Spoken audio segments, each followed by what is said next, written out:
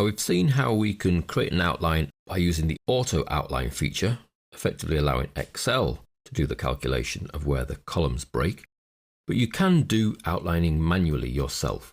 Now this is actually a requirement if you don't have any sums in your sheet, because Excel won't know where to auto outline.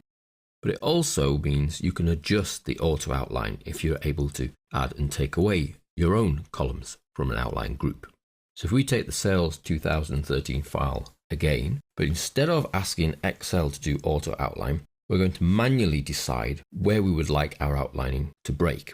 So if we want effectively the same sort of grouping, we highlight columns B to D, go to Data, come across to Group and choose Group.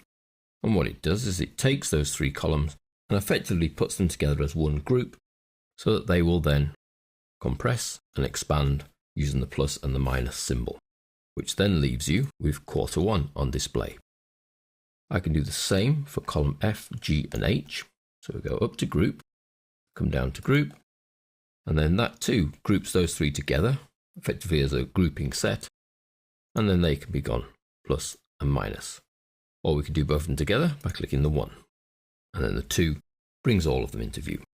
Now there's nothing to stop you from adding the same columns into another grouping. So if I highlight columns B to I, which is each of the months and their quarter subtotals, and go up to Group and Group, you can see it then creates a new grouping outline here.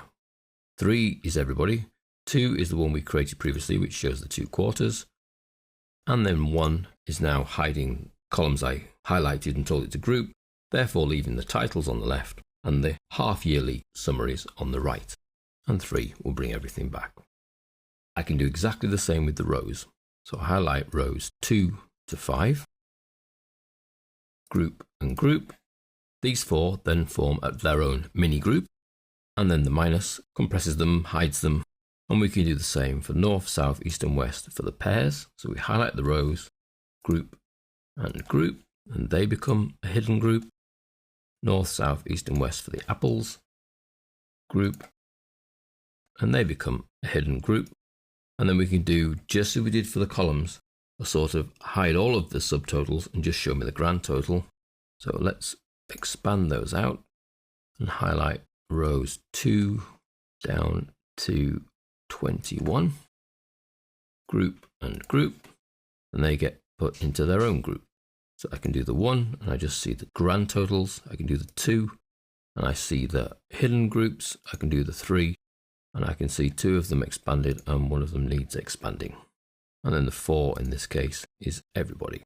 So we can add our own grouping in, whether that's from scratch on a new sheet as we've done here, or even adding additional groups into the auto outline once that's been created. Because the auto outline creates the groupings for you, as we've just done, but can be adjusted and amended, as we'll see shortly.